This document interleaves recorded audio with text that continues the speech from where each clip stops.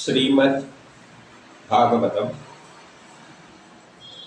അധ്യായം 10 ഇന്ന് നമ്മൾ നോക്കുന്നത് ശ്രീകൃഷ്ണൻ്റെ ദ്വാരകാഗമനമാണ്.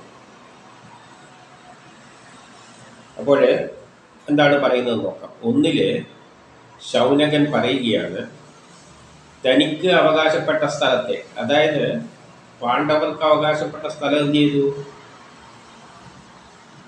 ആയുധധാരികളായ, അതെല്ലാം കൈക്കലാക്കി വെച്ച ആയുധധാരികളായിട്ടുള്ള ആരാണ് ഭരണം നടത്തുന്നത്? അന്നത്തെ ഭരണം കൈക്കലാക്കിയ ദുര്യോധനാദികൾ, അവരെയെല്ലാം വധിച്ചിട്ട് എന്ത് ചെയ്തു? ബാക്കിയുള്ള സഹോദരൻ പാണ്ഡവരെന്ന് പറയുമ്പോൾ ധർമ്മപുത്രനെ പറ്റിയാണ് ഇവിടെ പറയുന്നത്.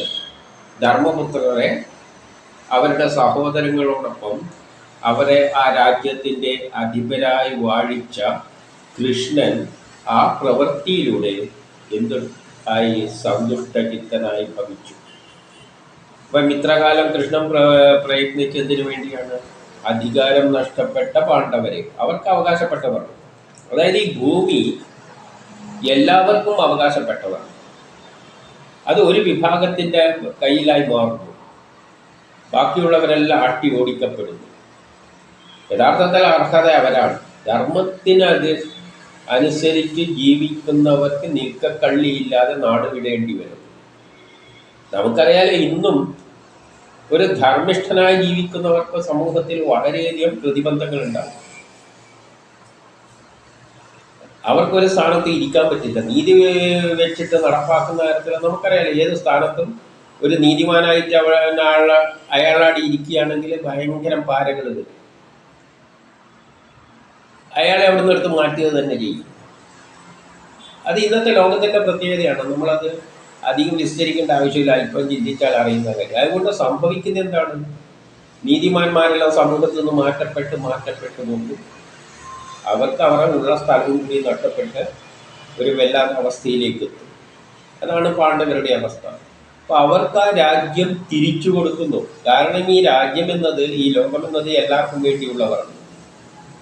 ആ ശക്തി ലോകം സൃഷ്ടിച്ച എല്ലാ മനുഷ്യരും തുല്യമായി അനുഭവിക്കാൻ വേണ്ടി തന്നെയാണ്, എല്ലാവർക്കും അനുഭവിക്കാൻ വേണ്ടിയാണ് ഈ ഭൂമി ഉണ്ടാക്കിയിട്ടിരിക്കുന്നത്. അല്ലാതെ അത് കള്ളച്ചൂതുകളിലൂടെ സ്വന്തമാക്കാനുള്ളതല്ല. അപ്പം അവർക്കെന്ത് ചെയ്തു? കൃഷ്ണൻ തിരികെ വാങ്ങിക്കൊടുത്തിട്ട് യുധിഷ്ഠിരനെ മറ്റവരെയെല്ലാം കൊന്നു കളഞ്ഞു. എന്നിട്ട് എന്ത് ചെയ്തു? രാജ്യം യുധിഷ്ഠിരനും അദ്ദേഹത്തിൻ്റെ സഹോദരങ്ങൾക്കെല്ലാം കൂടിയിട്ട് ഏൽപ്പിച്ചിട്ട് അതോടുകൂടി എന്തായിട്ടു? കൃഷ്ണൻ സന്തുഷ്ടനായുള്ളൂ. എന്നിട്ട് അത് 1 മുതൽ 2 വരെയുള്ളത്. എന്നിട്ട് 3 ഭീഷ്മരാലും കൃഷ്ണലാലും ചൊല്ലിക്കൊടുക്കപ്പെട്ടത് കേട്ട് ഉണർവുറ്റ വിശിഷ്ടാജ്ഞാനത്തോടുകൂടി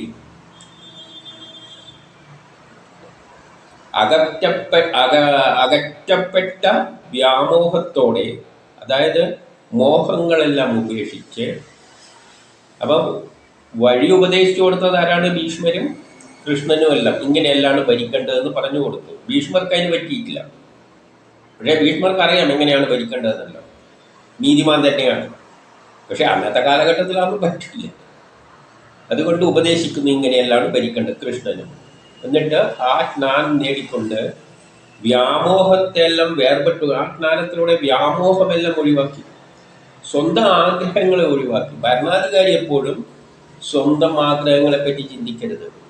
ദേശത്തെ, ജനത്തെ എല്ലാവരെയും കണ്ടുകൊണ്ട് അവരുടെ ഉന്നമനത്തിന് വേണ്ടിയാണ് പ്രവർത്തിക്കേണ്ടത്. ഭരണാധികാരിയുടെ ഉത്തരവാദിത്തം അതാണ്. അതാണ് ഒരു വസുദൈവ കുടുംബം ഉണ്ടാകുന്നതായിട്ട് പറയുന്നത്. ലോകമേ തറവാണ്. ലോകം, ആ ഭരണാധികാരികളെല്ലാം രാജ്യത്തെ എല്ലാവരും ഒരു കുടുംബത്തിലെ അംഗത്തെ പോലെ ആക്കുന്നതാണ് അവസാനം ഉണ്ടാക്കിയെടുക്കുന്നത്. എന്നിട്ട് വ്യാമോഹമെല്ലാം ഉപേക്ഷിച്ച് ശ്രീകൃഷ്ണന്റെ ആശ്രയത്തോടുകൂടി, ശ്രീകൃഷ്ണന്റെ ആശ്രയത്തിലാണ് അത് നടക്കുന്നത്. അനുജന്മാരാൽ അനുവർത്തിക്കപ്പെട്ടവനായും ഭവിച്ച് സമുദ്ര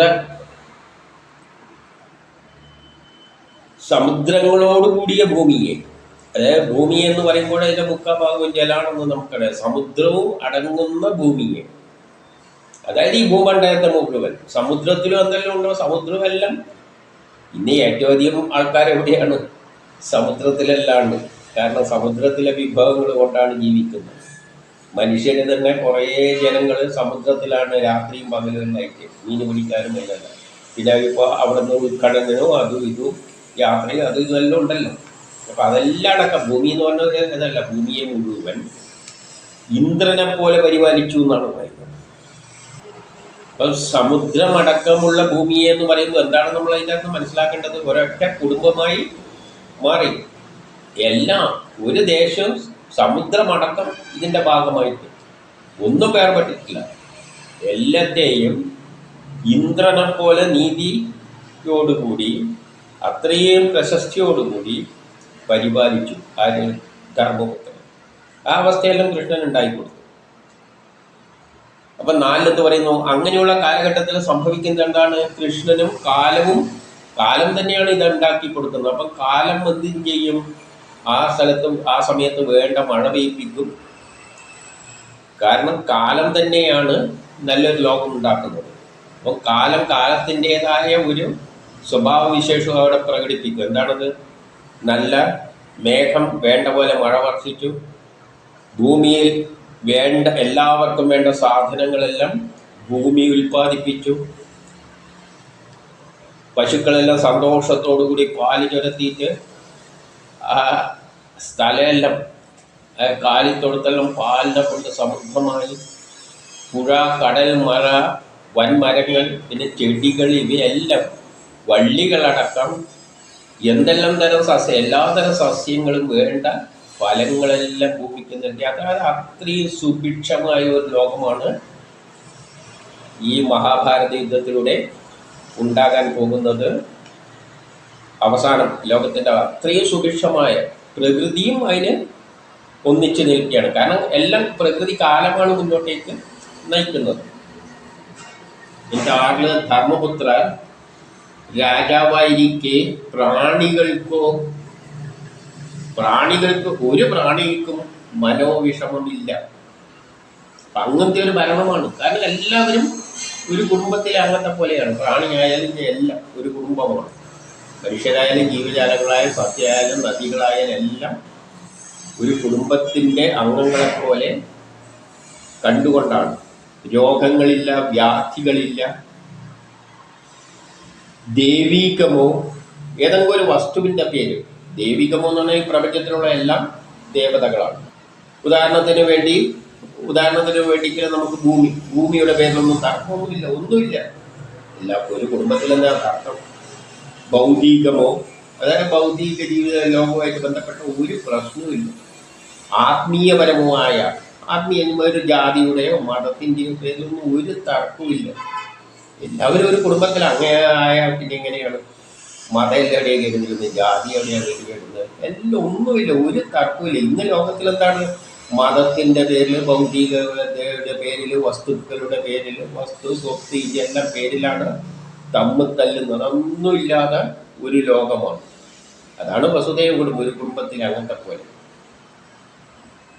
ഒരിക്കലും ഉണ്ടായിട്ടില്ല എന്ന് പറയാം. അതിൻ്റെ പേരിലുള്ള തർക്കങ്ങളോ കഷ്ടപ്പാടോ ഒരിക്കലും ഉണ്ടായിട്ടില്ല. അങ്ങനത്തെ ഒരു ലോകമാണ് ഉണ്ടാകാൻ പോകുന്നത്. എപ്പോൾ? ഈ മഹാഭാരത യുദ്ധം അല്ലെങ്കിൽ 3-ാം ലോക മഹായുദ്ധത്തിന് ശേഷം ഉണ്ടാകാൻ പോകുന്നത് അങ്ങനെയാണ്. 7-8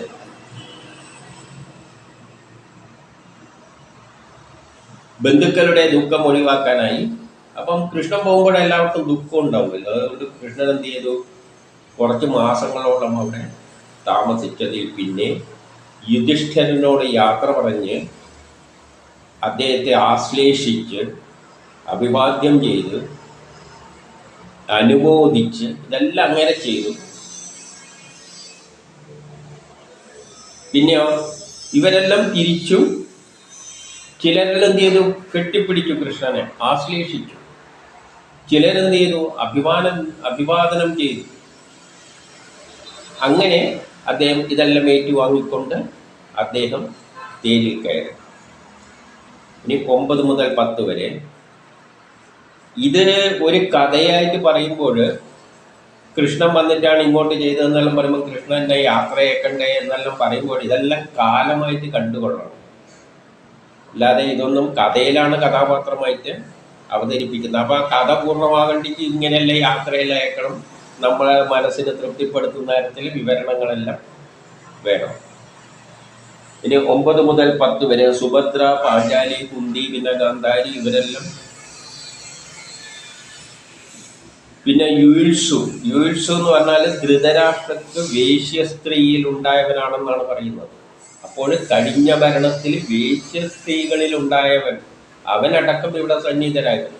അപ്പം എല്ലാവരും ഒരു കുടുംബത്തിലെ അംഗം. പിന്നെ ഇനി പണ്ടതല്ല, അങ്ങനത്തെ ഒരു സംസ്കാരമാണ്.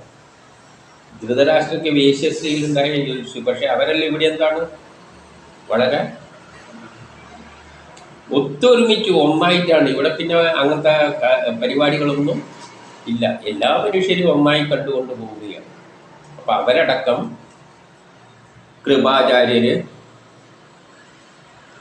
പിന്നെന്താ ഭീമന്, സത്യവതി തുടങ്ങിയ സ്ത്രീകളും മറ്റും അവർക്കെല്ലാം മോഹാലസ്യം ഉണ്ടാകുന്ന തരത്തിലാണ് നിന്നത്.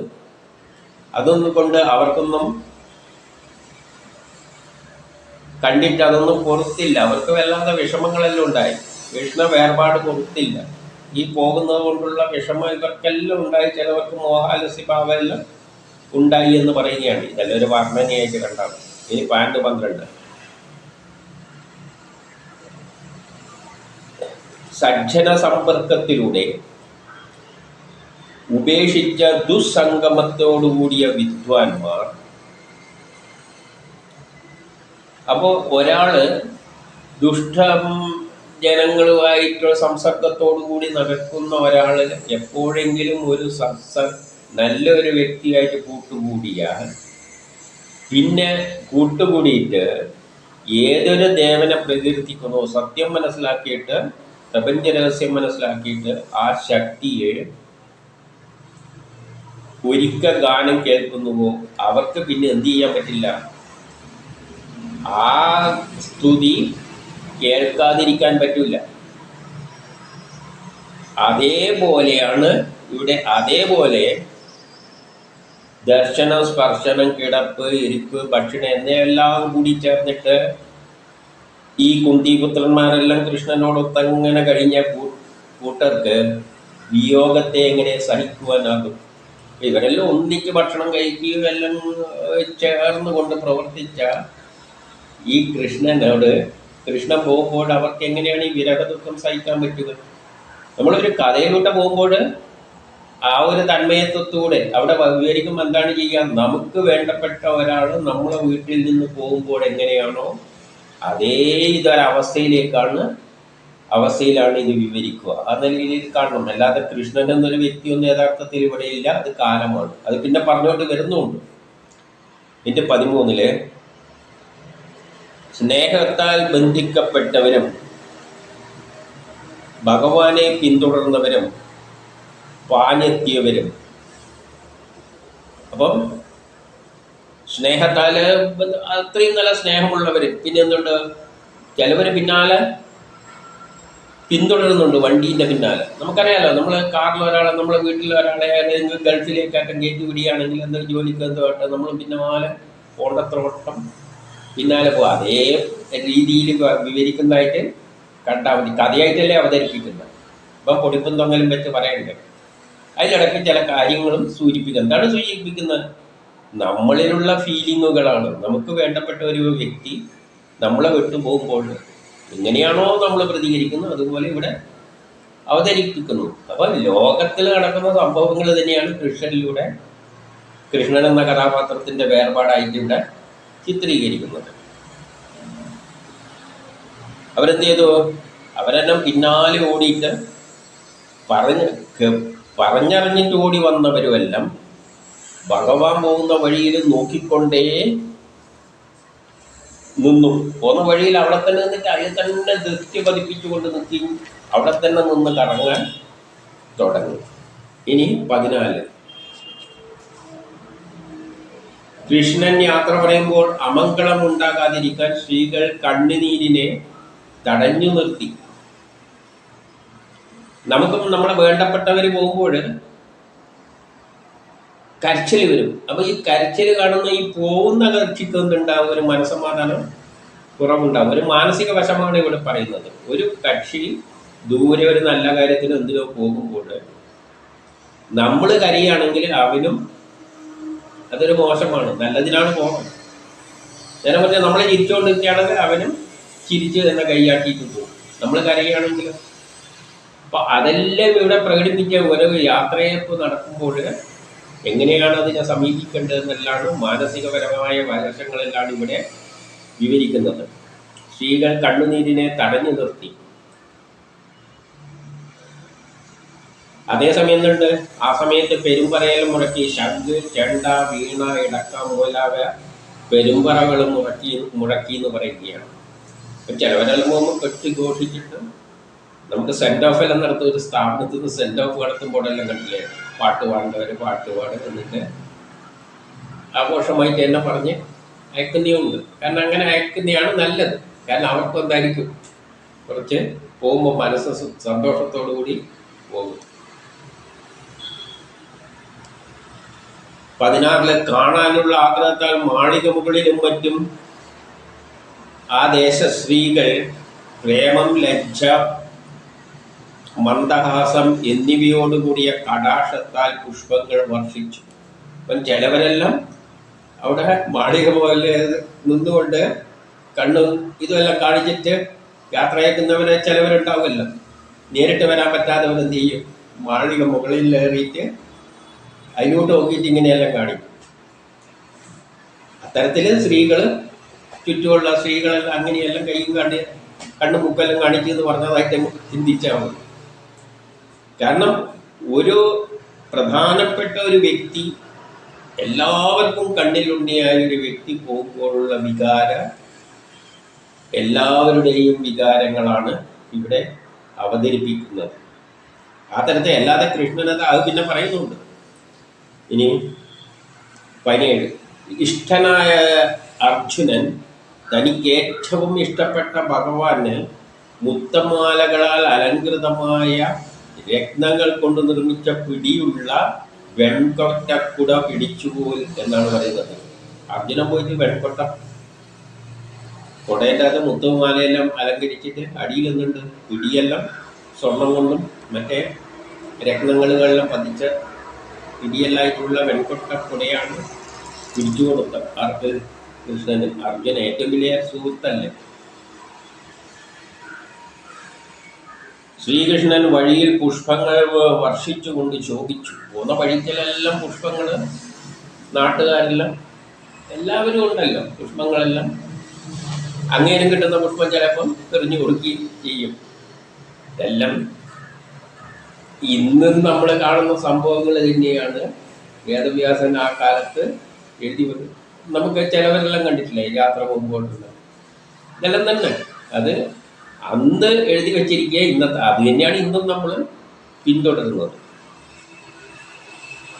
ഇതിന്റെ 19 പറയുന്നു, നിർഗുണ ബ്രഹ്മമായ അവിടേക്ക് അദ്ദേഹം ഒരു ഗുണമില്ലാത്ത ബ്രഹ്മമാണെന്ന് ഓർത്തോളണം. കൃഷ്ണൻ എന്നത് കഥയിൽ പറഞ്ഞതാണ്. നിർഗുണമായ അവിടേക്ക് ചേർന്നതല്ലാത്തതായവയും അങ്ങേർക്ക് ചേർന്നതൊന്നുമല്ല ഈ സ്വഭാവം. സഗുണമൂർത്തികൾക്ക് ചേർന്ന പ്രകാരമുള്ളതുമായ പിഴപറ്റാത്ത ആശീർവാദങ്ങൾ അവിടെ ബ്രാഹ്മണരാൽ ഉച്ചരിക്കപ്പെട്ടു. അപ്പം ബ്രാഹ്മണര് നിർഗുണ ബ്രഹ്മമായ അവിടേക്ക് ചേർന്നതല്ലാത്ത വിധമുള്ള പിഴപറ്റാത്തതുമായ ആശീർവാദങ്ങൾ ബ്രാഹ്മണരാൽ ഉച്ചരിക്കപ്പെട്ടു. അപ്പം ബ്രാഹ്മണര് എന്തായിട്ടാണ് കാണുന്നത്? ഇദ്ദേഹത്തെ ഒരു രൂപമുള്ള ഒരു അത് അങ്ങനെ പറയാൻ എന്താ കാരണം എന്ന് വെച്ചാൽ, ഇങ്ങനെ കഥ പറഞ്ഞുകൊണ്ട് പോകും തോറും നമ്മളെ ഉള്ളിൽ കൃഷ്ണൻ ഇങ്ങനെ നടന്നു പോകുന്നതായിട്ട് തോന്നുന്നു. ഇത് കഥയാണ്.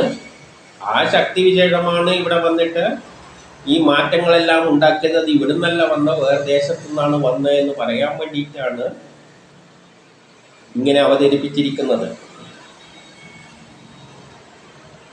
അപ്പോൾ ഇടയ്ക്ക് ബുദ്ധിമാന്മാർ അതിനെ എങ്ങനെയാണ് കാണുന്നത്? നിർഗുണ ബ്രഹ്മമായ അദ്ദേഹത്തിന് ഗുണമൊന്നുമില്ല, രൂപവും ഭാവമൊന്നുമില്ല, അങ്ങേർക്ക് ചേർന്നതല്ല ഇത്.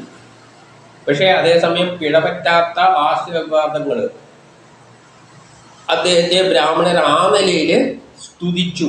അവിടെ ഇരുന്നു കൊണ്ട് അവരവരുടെ സ്ഥലത്തിരുന്നു കൊണ്ട് ആ കാലത്തെ സ്തുതിച്ചു എന്ന നിലയിൽ കണ്ടാൽ മതി. 20 കൗരവ രാജധാനിയിലെ സ്ത്രീകൾ പരസ്പരം എല്ലാവരുടെയും എല്ലാവരെയും മനസ്സിൽ സന്തോഷം ഉളവാക്കുന്ന തരത്തിലുള്ള സംഭാഷണങ്ങൾ തമ്മിൽ പറഞ്ഞു. അതായത് സ്ത്രീകൾ, കൗരവ രാജധാനിയിലെ സ്ത്രീകൾ അവരകത്തിരുന്നു കൊണ്ട് പരസ്പരം കൃഷ്ണന്റെ എല്ലാവർക്കും രസം തോന്നുന്ന തരത്തിലുള്ള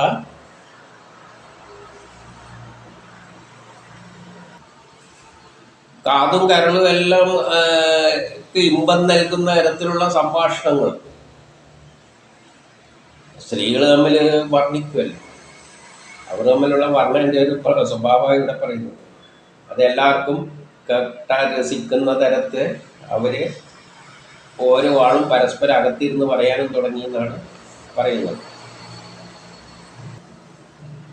എന്നിട്ട് ആ കൃഷ്ണനെ പറ്റി വിവരിക്കുകയാണ്. ഈ പറയുന്ന കൃഷ്ണൻ ആരാണെന്ന് പറയുകയാണ് 21. സാത്വിക ഗുണങ്ങൾ സത്വരജോ തമോ ഗുണങ്ങൾ ഉണ്ടാകുന്നതിന് മുമ്പും അവയിലൂടെ ഈ ഗുണങ്ങളിലൂടെ ഉണ്ടായ ശക്തികൾ സത്വരജോ തമോ ഗുണത്തിലൂടെയാണ് അവയുടെ ബലത്തിലാണ് ഈ പ്രപഞ്ചം സൃഷ്ടിച്ചത്. അതിനു മുമ്പിൽ എന്തില്ല? ഇതൊന്നുമില്ല.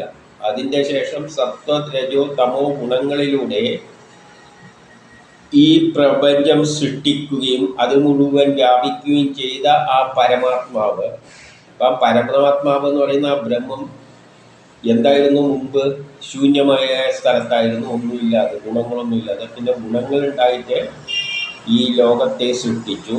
എന്നിട്ട് എന്ത് ചെയ്തു? ആ പ്രളയജലത്തിൽ അവസാനം ഇതന്നെയെല്ലാം കൊണ്ടുപോയിട്ട് ആ പ്രളയജലത്തിൽ തന്നെ സൃഷ്ടിച്ചിട്ട് പ്രളയത്തിലൂടെ സംഹരിച്ചു. എന്നിട്ട് ആ പ്രളയജലത്തിൽ തനിയെ വസിച്ചിരുന്ന ആ ശക്തിയുണ്ടല്ലോ, ആ പുരുഷൻ തന്നെയാണ് ഈ ശ്രീകൃഷ്ണൻ എന്ന് പറയുകയാണ്. അപ്പം നമ്മളെ ഈ ശ്രീകൃഷ്ണനെ ഈ കഥയിൽ കൃതയുഗം, ത്രേതായുഗം, ദ്വാപരയുഗത്തിൻ്റെ കാലഘട്ടത്തിൽ വന്ന ഒരു കഥാപാത്രമായിട്ട് കാണരുത്.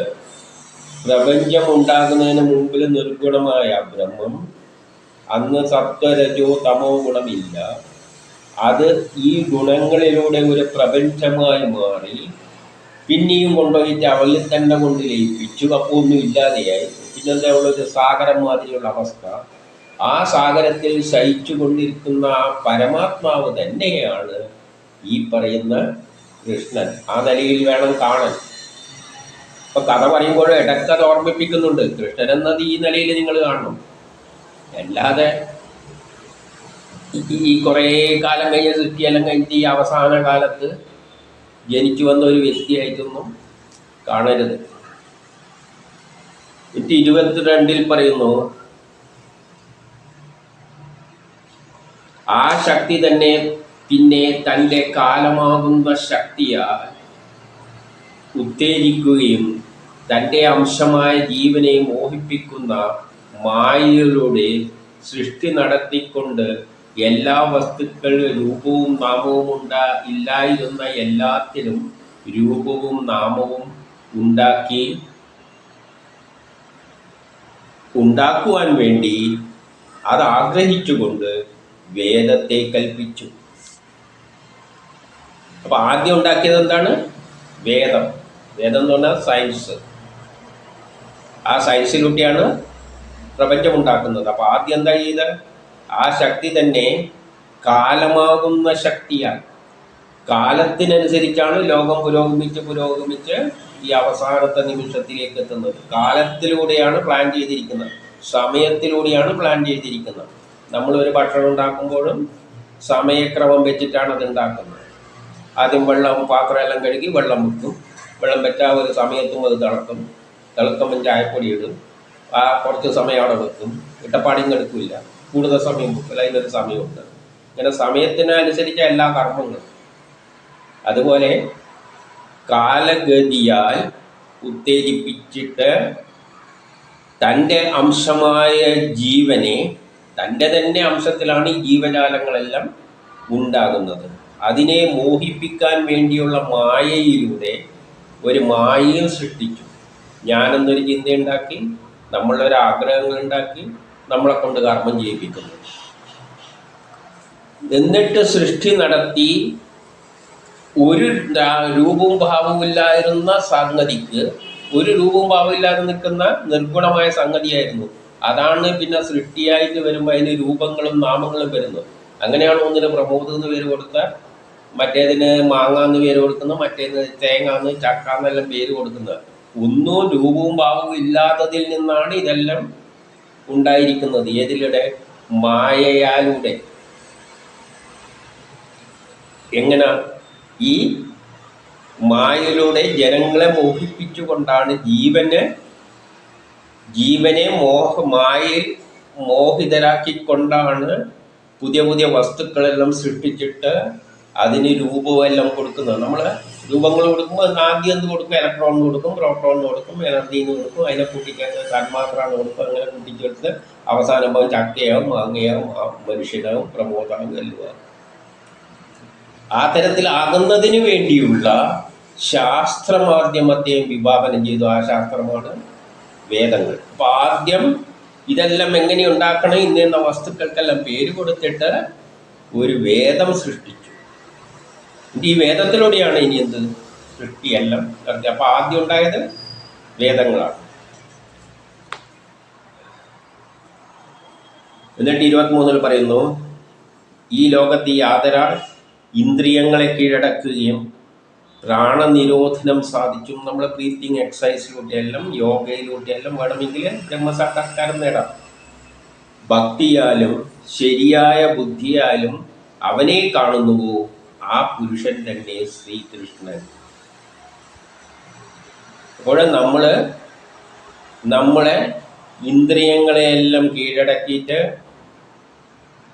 പ്രാണനിരോധനം, അതായത് ബ്രീത്തിങ് എക്സസൈസിലൂടെയെല്ലാം മനസ്സിനെ ഏകാഗ്രമാക്കി ബുദ്ധിയാൽ ചിന്തിച്ചുകൊണ്ട് പ്രപഞ്ചം ഏതിൽ നിന്നുണ്ടായോ ആ ശക്തിയെ മനസ്സിലാക്കാൻ ശ്രമിച്ചാൽ ആ ശക്തിയാണ് ഈ പറയുന്ന കൃഷ്ണൻ. അതുകൊണ്ടാണ് അങ്ങനെയേ കാണുള്ളൂ, അല്ലാതെ ഇങ്ങനെ നോക്കിയാൽ കാണുന്ന കൃഷ്ണനല്ല. നമ്മൾ നോക്കിയാൽ കാണുന്ന കൃഷ്ണനായിട്ടാണ് ഇതുവരെ പോയിരിക്കുന്നത്. അതിൽ നിന്ന് മാറ്റാൻ വേണ്ടിയാണ് പറയുന്നത്. ഇങ്ങനെയൊന്നും ഈ കൃഷ്ണനെ നിങ്ങൾക്ക് കാണാൻ പറ്റില്ല.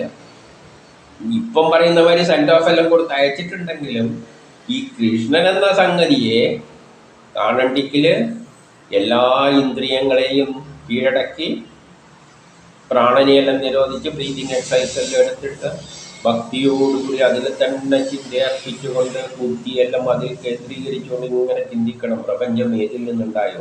അപ്പം ഏതോ ഒരു നിർഗുണമായ സംഗതിയിൽ നിന്നാണ്, രൂപവും ഭാവമില്ലാത്ത ഒരു സംഗതിയിൽ നിന്നാണ് ഈ പ്രപഞ്ചമെല്ലാം ഇങ്ങനെ പേരെല്ലായിട്ട് പല പേരുകളിലെല്ലായിട്ട് പ്രത്യക്ഷപ്പെട്ടത്. ആ ശക്തിയാണ് കൃഷ്ണൻ. അത് കാലുമായിട്ട് ബന്ധപ്പെട്ട് കിടക്കുകയാണ്. അല്ലാതെ അതെന്തുകൊണ്ട് ഇതെല്ലാം ഇപ്പം പറയുന്നത്?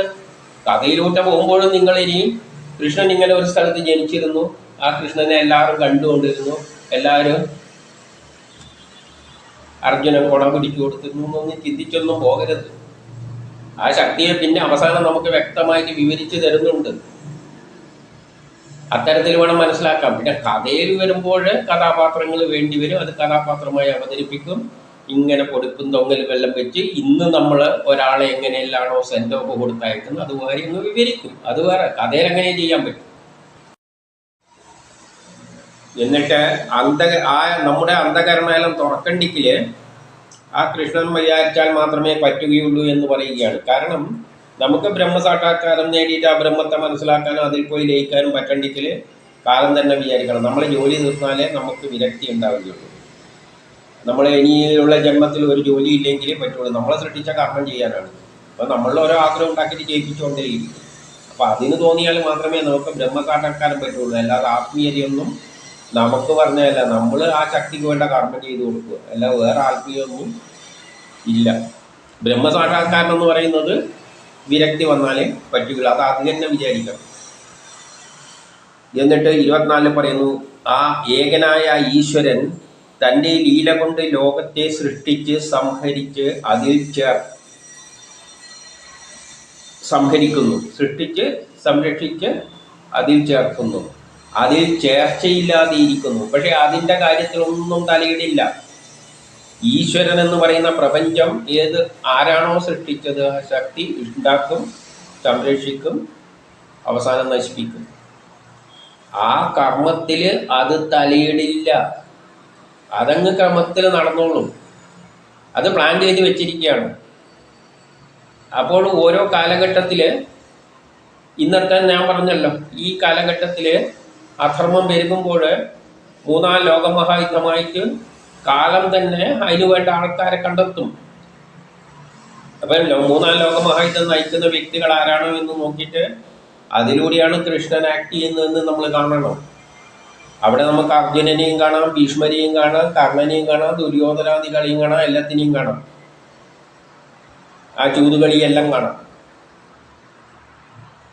അത് വേറെ എവിടെയും നോക്കണ്ട. പക്ഷെ അതിനെ കഥയിൽ വേദവ്യാസം കഥാരൂപത്തിൽ അവതരിച്ച് കഥാപാത്രങ്ങളായി അവതരിപ്പിച്ച് ആ കഥാപാത്രങ്ങളെ നമ്മൾ അവിടെ കണ്ടുകൊള്ളണം. അല്ലാതെ ഈ ശക്തി വന്നിട്ട് നമ്മളെ മുമ്പിൽ വന്നിട്ട് ഇതിൽ തലയിടിയില്ല. അതങ്ങനെ നടന്നോളും.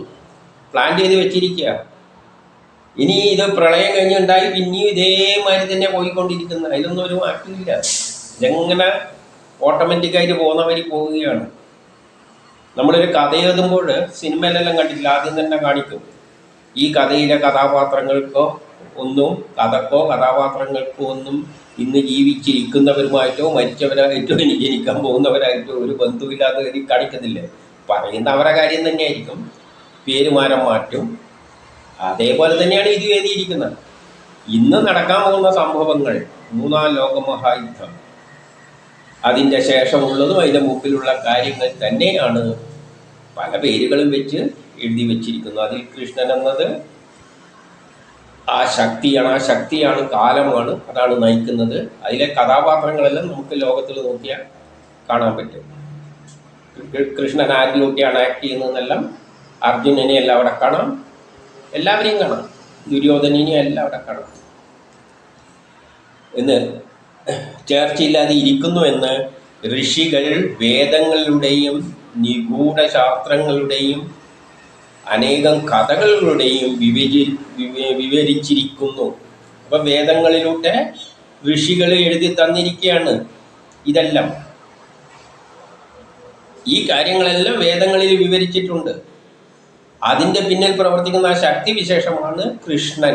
വേദങ്ങളിലൂടെ നിങ്ങൾ പ്രപഞ്ച സൃഷ്ടി രസം മനസ്സിലാക്കുമ്പോൾ ഏത് നിർഗുണത്തിൽ നിന്നാണോ ഇതെല്ലാം ഉണ്ടായത്, എങ്ങനെയാണോ ലോകം മുന്നോട്ടേക്ക് പോകുന്നത്, കഥകളിലൂടെയെല്ലാം വിസ്തരിച്ച് പറഞ്ഞു തന്നിട്ടുണ്ട്. അതിൻ്റെ പിന്നിലുള്ള ശക്തിയായിട്ട് കൃഷ്ണനെ കാണണം. ഇത് കഥയാണ്. എൻ്റെ 25 ഏതേതു കാലത്തിൽ തമോ ഗുണപ്രേരിതമായി ജനനായകന്മാർ.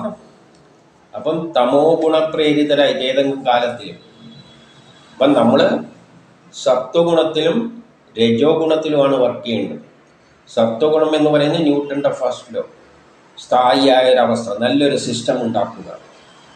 എന്നിട്ട് ആ സിസ്റ്റത്തിന് പുരോഗതി വരുത്താൻ വേണ്ടിയാണ് രജോ ഗുണം.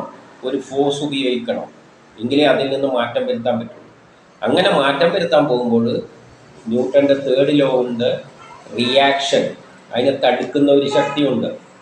നമ്മളൊരു മാറ്റം വരുത്താൻ എന്തിന് നല്ലൊരു കാര്യത്തിലേക്ക് ഇറങ്ങിത്തിരിക്കുമ്പോഴും പിന്നിൽ വലിക്കുന്ന ഒരു ശക്തിയും അതിൻ്റെ കൂടിയുണ്ട്. പുരോഗതിയിലേക്കൊന്നും പോകണ്ട, പഴയതിലേക്ക് പോയാൽ മതി. നമ്മളെ ഗോത്ര കാലഘട്ടത്തിലേക്ക് പിടിച്ചു കൊണ്ടുപോകാൻ ശ്രമിക്കുന്നവർ നമ്മുടെ കൂട്ടത്തിലുണ്ട്. ലോകം പുരോഗമിച്ച് പോവുകയാണ്. പക്ഷെ അതിനെ പിന്തിരിപ്പിക്കാൻ വേണ്ടി ശ്രമിക്കുന്ന ഒരു വിഭാഗം ഉണ്ട്.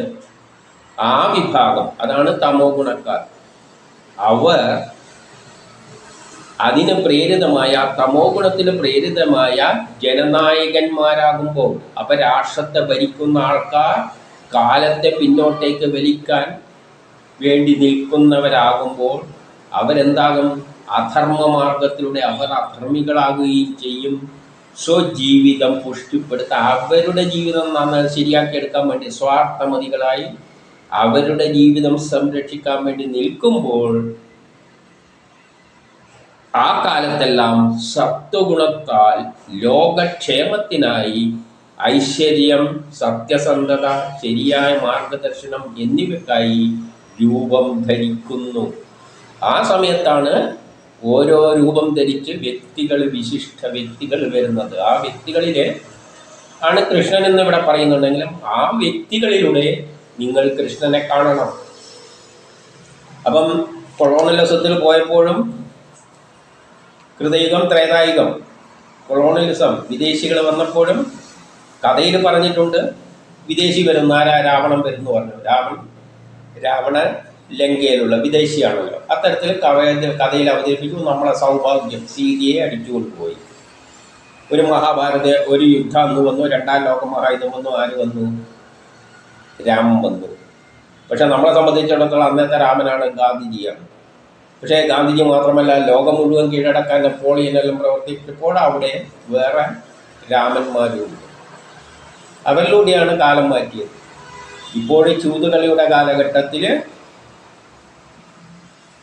മൂന്നാം ലോക മഹായുദ്ധം, ചൂതുകളിയിൽ ഒരു വിഭാഗം തള്ളപ്പെട്ടപ്പോൾ, നീതിയുള്ളവർക്ക് ജീവിക്കാൻ പറ്റാത്ത അവസ്ഥ വരുമ്പോൾ, അധർമ്മികൾ അവിടെ സ്ഥലത്തിരുന്നിട്ട് കാലത്തെ പിന്നോട്ടേക്ക് നയിക്കാൻ ശ്രമിക്കുമ്പോൾ അവതരിക്കും കാലം.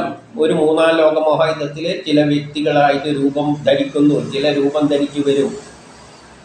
അത് കൃഷ്ണൻ എന്ന കഥാപാത്രം, ആ ശക്തി അതേപോലെയല്ല, വേറെ ഏതോ രൂപത്തിൽ വരും. ആ രൂപം നിങ്ങൾ ലോകത്തെ മൂന്നാം ലോക മഹായുദ്ധം നയിക്കുന്ന വ്യക്തികളിലൂടെ നിങ്ങളത് കാണണം. ആ വ്യക്തികളിൽ കണ്ടാൽ മതി. പണ്ട് തന്നെ ഗീതോപദേശം, മറ്റേ ഭഗവത്ഗീതയിൽ പറഞ്ഞിട്ടില്ലേ, പറവകളിൽ ഏറ്റവും ശ്രേഷ്ഠനായ പരിന്തിനിൽ എന്നെ കാണുക. അങ്ങനെ എല്ലാം വിശിഷ്ടമായാലും മാങ്ങയിലാണെങ്കിലും മറ്റേ മൾഗോഹയെ അതിൽ എന്നെ കാണുക എന്നെല്ലാം പറഞ്ഞു വെച്ചിട്ടില്ലേ. അതുവരെ ലോകമഹായുദ്ധം നടക്കുമ്പോൾ ആരാണോ അതിനകത്ത് നയിക്കുന്നത് ആ വ്യക്തിയിൽ നിങ്ങൾ കൃഷ്ണനെ കാണുക. ദുര്യോധനയും നിങ്ങൾക്ക് വേണ്ടുന്നവരിൽ കാണാം. അതെല്ലാം അവർക്ക് വിട്ടിരിക്കുകയാണ്. പക്ഷെ കാലം അതിൻ്റെ വഴി കൊണ്ടുപോയിട്ട് ആരാണ് അവിടെ യഥാർത്ഥ കൃഷ്ണനെന്നും അർജുനനെന്നും ദുര്യോധനൻ ആരാണെന്നെല്ലാം കാലം തെളിയിച്ചു. അതിലൊന്നും നമുക്കൊന്നും ചെയ്യാൻ പറ്റില്ല, നമുക്ക് നോക്കിയിരിക്കാനേ പറ്റും. അപ്പം ആ കാലത്തെ സത്വഗുണങ്ങൾ ലോകക്ഷേമത്തിനെല്ലാം വേണ്ടിയിട്ട് രൂപം ചെയ്യും. ആര്? അധർമ്മികള്, കാലത്തെ പിന്നോട്ടേക്ക് വലിക്കുന്ന അധർമ്മികൾ ഭരണത്തിൽ ഏറി സ്വന്തം കാര്യം നോക്കുമ്പോൾ. ഇനി 26, യദുവംശം, ഈ വജ്രഭൂമി വളരെ പാവനമാണ്. കാരണം ആ ഭഗവാന്റെ ജന്മവും പാതുവെല്ലാം സ്പർശിച്ച ആ സ്ഥലം, അവയെ സൽക്കരിച്ചിരിക്കുന്ന ആ ഭഗവാൻ തന്നെ അനുഗ്രഹിച്ച സ്ഥലങ്ങളാണ്. അങ്ങനത്തെ സ്ഥലത്തൊക്കെയാണ് കാലം സഞ്ചരിക്കുന്നത്. നമ്മുടെ സ്വാതന്ത്ര്യത്തിന് വേണ്ടി പ്രവർത്തിച്ച ആ ഗാന്ധിജിയെല്ലാം ജനിച്ച സ്ഥലം പുണ്യമാണ്. അവരെ പാദം സ്പർശിച്ച സ്ഥലമെല്ലാം നമ്മൾ മഹത്വരമായിട്ട് ഇവിടെ വന്നിരുന്നു ഗാന്ധിജി എന്നെല്ലാം നമ്മൾ പറയുന്നില്ലേ. അത്തരത്തിൽ അതിനെ കണ്ടാൽ മതി. അതെല്ലാം ഓരോ രൂപത്തിൽ പ്രത്യക്ഷപ്പെടുന്നതാണ്. ഇവിടെ ആ യദുവംശം, വജ്രഭൂമി ഇദ്ദേഹത്തിന്റെ പാദസ്പർശത്താൽ സൽക്കരിക്കപ്പെട്ടിരിക്കുന്നു. 27 എന്താ പറയുന്നതെന്ന് വെച്ചാൽ, ആ ദ്വാരകാപുരി സ്വർഗകീർത്തിക്ക് പരിഭവം ഏൽപ്പിച്ചു. സ്വർഗം പോലും പരിഭവം പറയുകയാണ്. എന്തുകൊണ്ട്? ആ ദ്വാരകാപുരിയിലെ അത്രയും നല്ല ഐശ്വര്യങ്ങളാണ് കൃഷ്ണന്റെ കാലഘട്ടത്തിൽ ഉണ്ടായത്. അപ്പം ഏതാണ് ഇത്? കാരണം ആ ദേശവാസികൾക്ക് പുഞ്ചിരിയോട് കൂടിയ തങ്ങളുടെ നാഥനെ എന്നും കാണുന്നു. എപ്പോഴും അവരുടെ കൂടെ ആ നാഥനുണ്ട്. അപ്പം ഈ ദേശം ഏതാണ്? നമുക്കറിയാം, കൃതയുഗം, ത്രേതായുഗം കഴിഞ്ഞ്, അതായത് കൊളോണിയലിസം കഴിഞ്ഞിട്ട് ലോകം രണ്ടായി തിരിഞ്ഞു. കൊളോണിയലിസം എന്ന് പറയുമ്പോൾ നമുക്കറിയാലോ, വിദേശികൾ ഇവിടെ വന്നു. വിദേശികൾ എന്ന് പറയുമ്പോൾ കഥയിൽ വരുമ്പോൾ രാമകഥയിൽ വിദേശത്തുള്ള ശ്രീലങ്കയിലുള്ള രാവണൻ ഇവിടെ വന്നു നമ്മുടെ സൗഭാഗ്യം, അതായത് സീതയെ അടിച്ചു കൊണ്ടുപോയി. അങ്ങനെ നടന്ന യുദ്ധമാണ് രണ്ടാം ലോകമഹായുദ്ധം. അതിലൂടെ കൊളോണിയലിസം അവസാനിച്ചിട്ട് ലോകം രണ്ടായി തിരിഞ്ഞിട്ടുണ്ട്. രണ്ട് ലോകമായിട്ട് തിരിഞ്ഞിട്ടുണ്ട്. എങ്ങനെയാതായത്? കുറേ രാജ്യങ്ങൾ അവർ സ്വയം സ്വാതന്ത്ര്യം നേടിയിട്ട് ഒരു വിഭാഗമായിട്ട് മാറി. അതാണ് കൃഷ്ണ കഥയിലൂടെ പറയുന്നത്. കൃഷ്ണൻ അമ്മാവനെയെല്ലാം കൊന്നിട്ട് അത്തരമൊരു വ്യവസ്ഥിതി അവിടെ ഉണ്ടാക്കിയിട്ടുണ്ട്. അതാണ് ഒരു ലോകം. രണ്ടാമത്തെ ലോകം എന്ന് പറഞ്ഞാൽ ചൂതുകളിയുടെ ഒരു ലോകമാണ്. അപ്പം അവിടെ ഒരു വ്യവസ്ഥിതിയുണ്ട്, ഇവിടെ ഒരു ചൂതുകളിയുടെ വ്യവസ്ഥിതിയുണ്ട്. അപ്പം കൃഷ്ണൻ അവിടെ ഒരു സുന്ദരമായ ലോകം ഉണ്ടാക്കിയിട്ട് അവരുടെ ജനത്തിൻ്റെ കൂടെയാണ് ആ കൃഷ്ണനുള്ളത്. അതുകൊണ്ടാണ് ജനങ്ങൾ അദ്ദേഹത്തെ എന്നും അദ്ദേഹത്തിൻ്റെ നാഥനായിട്ട് സ്വീകരിക്കുന്നത്. ആ ദേശത്തിൽ ജനങ്ങൾ അദ്ദേഹത്തെ നാഥനായിട്ടാണ്, അദ്ദേഹത്തെ തന്നെ സ്ഥിരമായിട്ട് സ്വീകരിച്ചിരിക്കുകയാണ് ആ നാട്ടുകാർ. എന്നാൽ ഇപ്പുറത്തെ ചൂതുകളിയുടെ സ്ഥലമാണ്, മത്സരമാണ്. അപ്പോൾ ഇവിടെയാണ് ചൂതുകളി നടന്നിട്ട് അർഹതപ്പെട്ടവരെല്ലാം സമൂഹത്തിൽ നിന്ന് മാറ്റപ്പെടും. പാണ്ഡവരാണ് ധർമ്മത്തിനനുസരിച്ച് പ്രവർത്തിക്കുന്നത്, അവർക്കൊന്നും അവിടെ ഒരു സ്ഥാനമില്ല, അവർ സമൂഹത്തിൽ നിന്ന് മാറ്റപ്പെടുക. അങ്ങനെയാണ് രണ്ട് ലോകം. അതാണ് മഹാഭാരത കഥയിലൂടെ പറഞ്ഞത്. മറ്റേത് കൃഷ്ണകഥ, ഇത് മഹാഭാരത കഥ. അപ്പം അപ്പുറത്തുള്ള കൃഷ്ണനാണ് ഇപ്പുറം വന്നിട്ട് ഇവിടെ മഹാഭാരതം, ഈ ചൂതുകളിക്കെതിരായിട്ട് മഹാഭാരതം ഉണ്ടാകുക, യുദ്ധം നടത്തിയിട്ട് അത് തന്നെ മൂന്നാം ലോക മഹായുദ്ധം, പുതിയൊരു ലോകത്തിലേക്ക് എത്താൻ പോകുന്നത്. അപ്പം ആ രാജ്യം എങ്ങനെയാണെന്ന് പറയണം. അപ്പുറത്തെ ഭാഗം ചൂതുകളിയുടെ ദേശമല്ല, മറ്റേ ഭാഗം സ്വർഗം പോലും നാണിക്കും എന്നാണ് പറയുന്നത്. സ്വർഗത്തിന് പോലും പരിഭവമാണ്. എന്തുകൊണ്ട് ഇത്രയും സുന്ദരമായി? കാരണം ആ കൃഷ്ണൻ അവരെ കൂടെയുണ്ട്, അവരുടെ കാര്യങ്ങളെല്ലാം നോക്കിക്കൊണ്ട്, എല്ലാ ജനങ്ങളുടെയും കാര്യം നോക്കിക്കൊണ്ട്. ഇനി ചരിത്രപരമായിട്ട് വിലയിരുത്തിക്കൊള്ളുക. ഇനി 28 ഈ ശ്രീകൃഷ്ണന്റെ ധർമ്മപത്നിമാരിൽ എന്ത് ചെയ്യുന്നു? കുളിയും ദേവാരവും കൊണ്ട് ഈശ്വരൻ ആരാധിക്കപ്പെട്ടിരിക്കുന്നു. കുളിയും ദേവാരവും കൊണ്ട് അവര് കൃഷ്ണനാൽ ആരാധിക്കപ്പെട്ടിരിക്കുകയാണ്. കാരണം ഗോകുല നാരിമാർ യാതൊന്നിൽ ആശയം വെച്ചുകൊണ്ട് ആനന്ദമൂർച്ചയിൽ എത്തുന്നുവോ അവർ ആ അധര സുധാരസത്തെ വീണ്ടും വീണ്ടും പാനം ചെയ്യുന്നുവല്ലോ. ഇവിടെ നമ്മൾ തെറ്റിദ്ധരിച്ച ശ്രീകൃഷ്ണ ലീലകളെ പറ്റിയെല്ലാം ശരിയായി മനസ്സിലാക്കേണ്ടതുണ്ട്. കൃഷ്ണൻ എന്നത് കാലമാണ്. സ്ത്രീകൾക്ക് എന്ത് സംഭവിക്കുന്നു? അവർ ആഗ്രഹിക്കുന്ന തരത്തിൽ ആനന്ദമൂർച്ച ഉണ്ടാകുന്നുണ്ട്. എന്താണ് നമ്മളുടെ? അപ്പോഴാണ് കൃഷ്ണനുമായിട്ട് ചേർന്നുകൊണ്ട്, കൃഷ്ണനുമായിട്ട് ചേരുക എന്ന് പറയുമ്പോൾ നമ്മൾ എന്താണ് കാണേണ്ടത്? ബ്രഹ്മസാക്ഷാത്കാരത്തിന് സമാനമായ ഒരവസ്ഥയാണ്. പുരുഷന്മാർക്ക് ബ്രഹ്മസമാനമായ ഒരു അവസ്ഥ എപ്പോഴാണ് ഉണ്ടാകുന്നത്? അവർ ഉടുതുണി അടക്കം ഉപേക്ഷിച്ച് ഈ ശരീരത്തെ തന്നെ എല്ലാം ഈ ലോകത്തെ തന്നെ മറന്ന് ആ കൃഷ്ണനിൽ ലയിച്ചു കൊണ്ടിരിക്കുന്ന അവസ്ഥയാണ്. അതവർക്ക് കിട്ടണ്ടെങ്കിൽ വളരെയധികം എല്ലാം ത്യജിച്ചിട്ട് ആ കൃഷ്ണനെയും ചിന്തിച്ചുകൊണ്ട് അങ്ങനെ നടക്കണം. അപ്പോഴേ ഒരു ആ ആനന്ദമോർച്ചയിൽ എത്തിച്ചേരുകയുള്ളൂ. എന്നാൽ സ്ത്രീകളെ സംബന്ധിച്ചിടത്തോളം എന്താണ് നേരത്തെ പറഞ്ഞ എല്ലാ വസ്ത്രങ്ങളും എല്ലാം അടിച്ച് എല്ലാം തൻ്റെ ശരീരത്തെ തന്നെ മറന്നുകൊണ്ട്. പക്ഷേ സ്ത്രീകൾക്ക് ആ സമയത്ത് അവർ വസ്ത്രങ്ങളെ പറ്റി ഒന്നും ചിന്തിക്കുന്നില്ല, ശരീരത്തെപ്പറ്റി ചിന്തിക്കുന്നില്ല. ആ നിമിഷത്തിൻ്റെ പ്രത്യേകത അവരെ എല്ലാം മറക്കുകയാണ്. ഭർത്താവിനെ പോലും ചിന്തിക്കുന്നുണ്ടോ എന്നുള്ള കാര്യത്തിൽ സംശയമാണ്. എല്ലാം ആ നിമിഷത്തിൽ ആ ബ്രഹ്മം, ഈ ലോകത്തിലെയല്ല, ആ ബ്രഹ്മവുമായിട്ട് ചേർന്ന് നിൽക്കുകയാണ്. അവിടെ കൃഷ്ണനുമായിട്ടാണ് ചേർന്ന് നിൽക്കുന്നത്. അത് ആ നിമിഷം ബ്രഹ്മസാക്ഷാത്കാരത്തിന് സമാനമാണ്.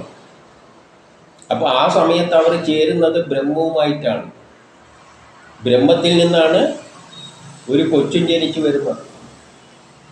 ബ്രഹ്മത്തിന് സൃഷ്ടിക്ക് വേണ്ടിയിട്ടാണ് ആ കർമ്മം ചെയ്തിരിക്കുന്നത്. ആ ഒരു വലിയ കർമ്മം, ഒരു പുതിയൊരു തലമുറ അതിലോട്ട് ഉടലെടുത്ത് വരികയാണ്. ആ ബ്രഹ്മവുമായിട്ടാണ് ചേരുന്നത് ആ സമയത്ത്, അതായത് കൃഷ്ണനുമായിട്ട്.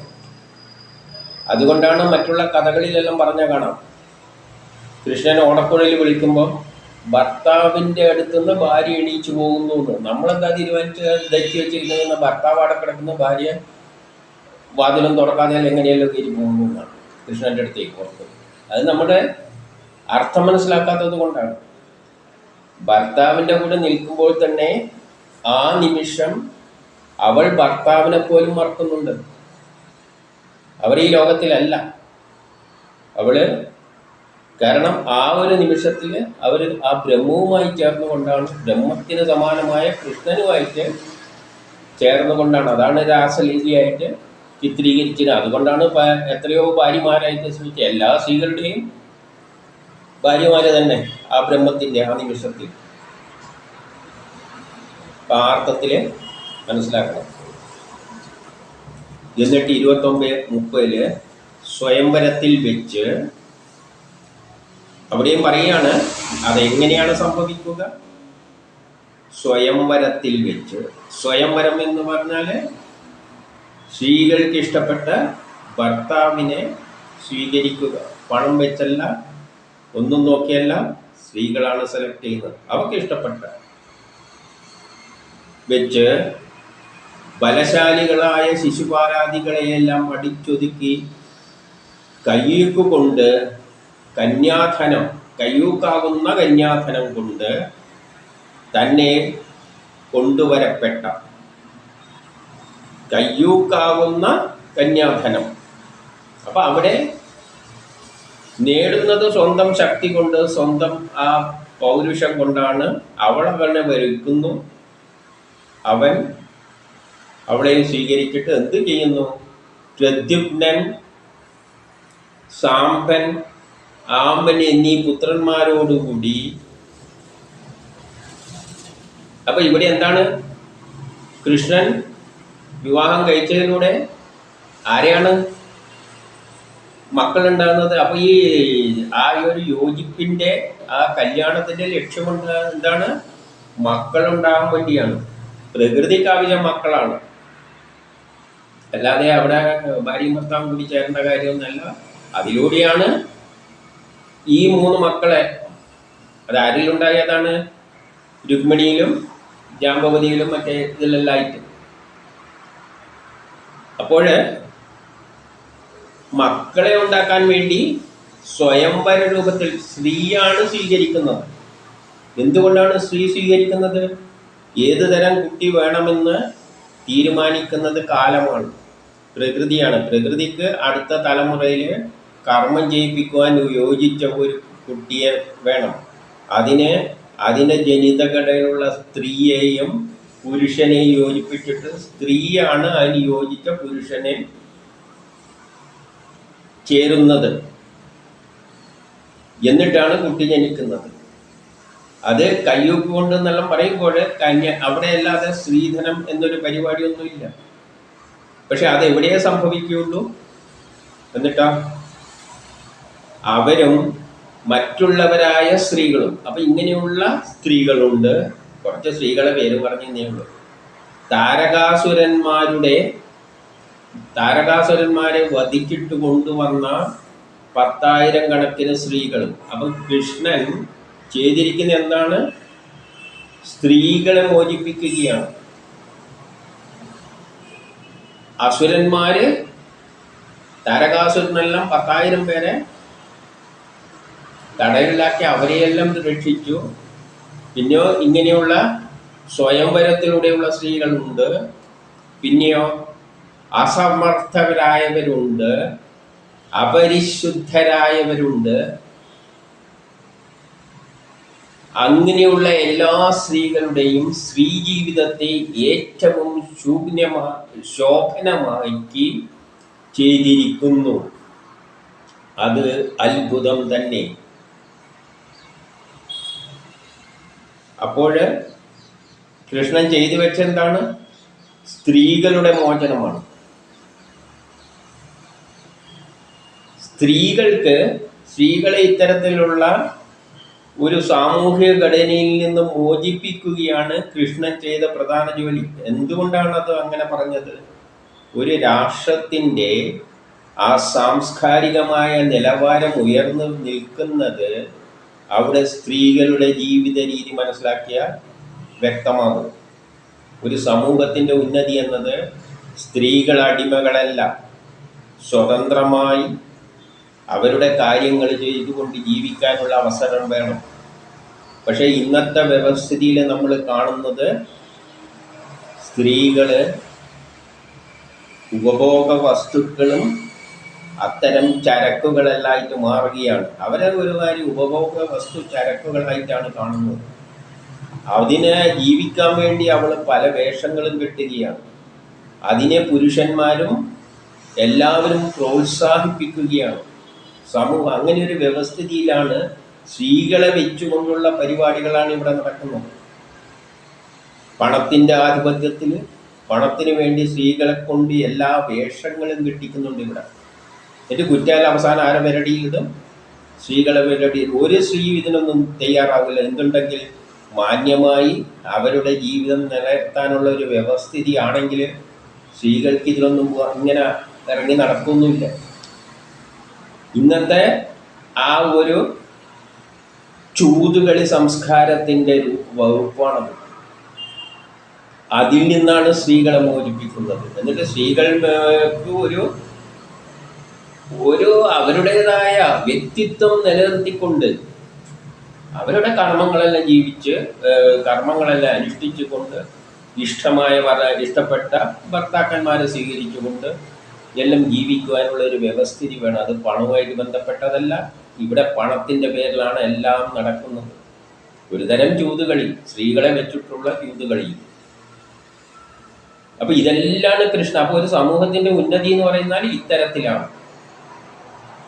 അതാണ് കൃഷ്ണൻ സാധിച്ചെടുത്ത് കൊടുക്കുന്നത്. അപ്പോൾ ഒരു രാഷ്ട്രത്തിൻ്റെ ഉന്നതി അവരുടെ സ്ത്രീകളുടെ മാന്യമായ ജീവിക്കാനുള്ള അവസരവും അവരുടെ ആ ബിഹേവിയറിൽ നിന്നെല്ലാം മനസ്സിലാക്കാം. ഇന്ന് അതിന് പറ്റില്ല. ഇന്ന് പണത്തിന് ചൂതുകളിയുടെ പിന്നാലെ അവരെ പ്രേരിപ്പിക്കുകയാണ്. പുരുഷന്മാർ തന്നെയാണ് അവരെ ഈ അവസ്ഥയിലാക്കിയതല്ല, സ്ത്രീകളൊന്നുമല്ല. അതിൻ്റെ പുരുഷന്മാരെയൊന്നും പറയാൻ പറ്റില്ല. എന്തിനു വേണ്ടി? പണത്തിന് വേണ്ടി. മാനം പോയാലും, മാനം വിറ്റിട്ട് പണം ഉണ്ടാക്കിയാലും പണം എന്ത് ചെയ്തേരും മാനം ഉണ്ടാക്കി തരുമെന്ന് പറഞ്ഞിട്ടാണ് ഇന്നത്തെ അവസ്ഥ. അതാണ് ഇതിൻ്റെ കുഴപ്പം. അതെല്ലാം മാറ്റിയിട്ടാണ് എല്ലാവരും ഒരു കുടുംബത്തിലെ അംഗത്തെ പോലെ ഒരു വസുദേവ കുടുംബത്തിൽ എന്തില്ല, ഒരു കുടുംബത്തിൽ എല്ലാവർക്കും അമ്മയും സഹോദരിയും ഭാര്യയെല്ലാം ഉണ്ട്. ഭാര്യയായി കാണാനും സഹോദരിയായി കാണാനെല്ലാം ഉള്ള കഴിവ് എവിടെയുള്ളൂ? കുടുംബത്തിലേ ഉള്ളൂ. അതും ഈ കുടുംബത്തിലെ ഇപ്പോഴത്തെ നമ്മുടെ ചുറ്റുവട്ടത്തിൽ അതിനെയും തൊലച്ച് കൈമ കൊടുത്തിട്ടുണ്ട്. കാരണം പണത്തിൻ്റെ അടിസ്ഥാനത്തിലാണ് എല്ലാം. വിവാഹം പോലും പണം വേണ്ടിക്ക് പണത്തിന് വേണ്ടിയിട്ട് ആർക്കും കൊടുക്കുന്ന അവസ്ഥകളെല്ലാം ഇവിടെ ഉണ്ടായിട്ടുണ്ട്. അതിനെല്ലാം മാറ്റം വരട്ടെങ്കിൽ ഒരു കുടുംബ വ്യവസ്ഥിതി മാത്രം,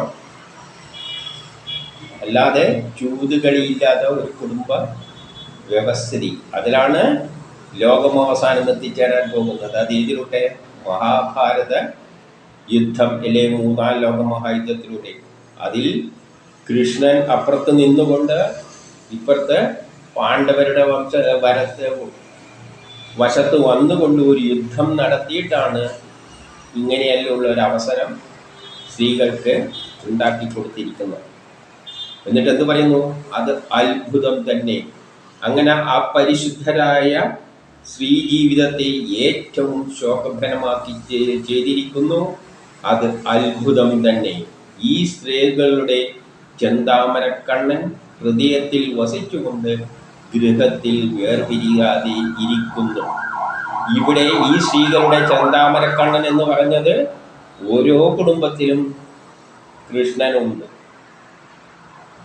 ആ ഭർത്താവ് വേർപിടിയാതെ അവളോടൊത്ത് ജീവിക്കുന്നുണ്ട്. ആ ഭർത്താവിനെ തന്നെ, അത്തരം ഒരു ഭർത്താവിനെ തന്നെ കൃഷ്ണനായിട്ട് കണ്ടാൽ മതി. ആ നിമിഷത്തിൽ യഥാർത്ഥ കൃഷ്ണനുമായിട്ട് ചേരുകയും ചെയ്യും. അപ്പോൾ ആ ഭർത്താവിനെ എന്തായാലും മണക്കും, എന്നിട്ട് ഇവിടെ തന്നെ എത്തും, സാക്ഷാൽ ബ്രഹ്മസാക്ഷാത്കാരത്തിൽ എത്തും. അപ്പോൾ യഥാർത്ഥ ഭർത്താവ് അവിടെയുണ്ട്. അവരുടെ ഹൃദയത്തിൽ, അവളുടെ ഹൃദയത്തിലും ആ ഭർത്താവ് ഉണ്ടാവും. അവർ വേർപിരിയാതെ അവരുടെ ആ ഗൃഹത്തിൽ താമസിക്കുകയും ചെയ്യും. അങ്ങനെ ഒരു വ്യവസ്ഥിതിയാണ് കൃഷ്ണൻ അല്ലെങ്കിൽ ബ്രഹ്മം വിഭാവനം ചെയ്തിരിക്കുന്നത് ഈ മൂന്നാം ലോകമഹായുദ്ധത്തിൻ്റെ ശേഷം. നമ്മൾ അങ്ങോട്ടേക്കാണ് പോയിക്കൊണ്ടിരിക്കുന്നത്. ഇനി 31 അന്യോന്യം സംഭാഷണം നടത്തിക്കൊണ്ടിരുന്ന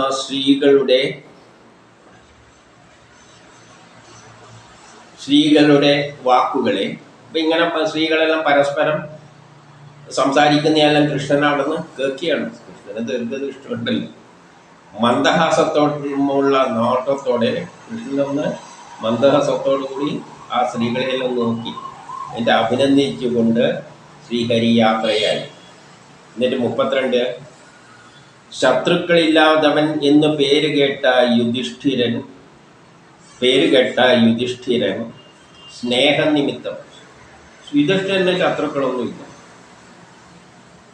സ്നേഹം നിമിത്തം, എന്നാലും അദ്ദേഹത്തിന് സ്നേഹമുണ്ട്. ആരോട്? കൃഷ്ണനോട് ഭയങ്കര ആശങ്കയുണ്ട്.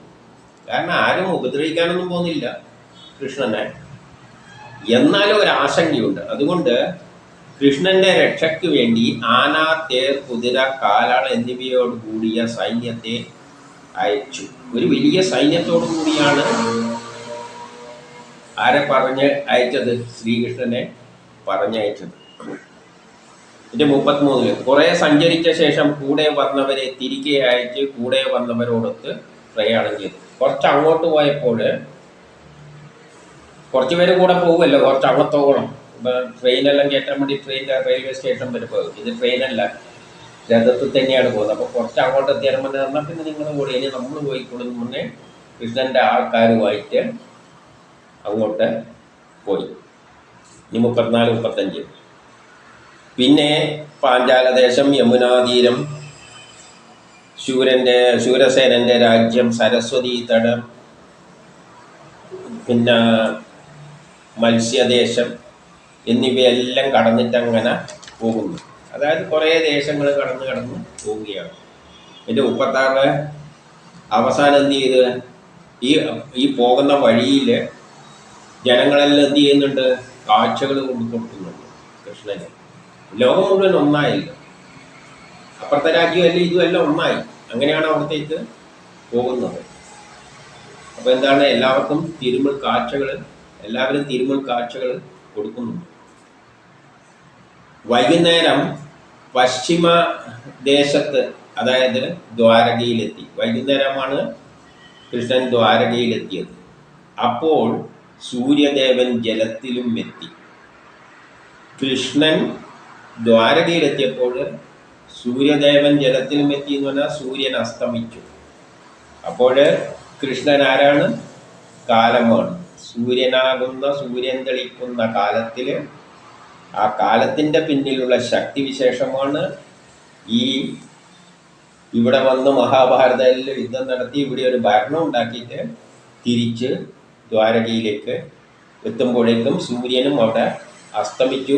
അത് ആശ്ചര്യകരം തന്നെ എന്ന് പറയുമ്പോൾ ശ്രദ്ധിച്ചോളൂ, എന്താ ആശ്ചര്യം? സൂര്യൻ്റെ ചലനമനുസരിച്ചാണ് ഈ സംഭവങ്ങളെല്ലാം നടക്കുന്നത്. അതായത് മഹാഭാരത യുദ്ധവും 3-ാം ലോകമഹായുദ്ധമെല്ലാം നടക്കുക തന്നെ ചെയ്യും. അത് കള്ളച്ചൂതികൾക്കെതിരുള്ള സ്ത്രീകളുടെ നല്ലൊരു സ്ത്രീകളായി ജീവിക്കുവാനുള്ള ഒരു ലോകം ഉണ്ടാക്കി കൊടുക്കുവാൻ വേണ്ടി, പാണ്ഡവരെ പോലെയുള്ളവർക്ക് നീതിയോടുകൂടി വർക്ക് ചെയ്യാനുള്ള ഒരു ലോകം, അത് തന്നെയാണ് വസുദേവ കുടുംബം. അങ്ങനെ ഒരു ലോകമാണ് കൃഷ്ണൻ ഈ മൂന്നാം ലോകമഹായുദ്ധത്തിലൂടെയും മഹാഭാരത യുദ്ധത്തിലൂടെയും നേടിക്കൊടുത്തത്.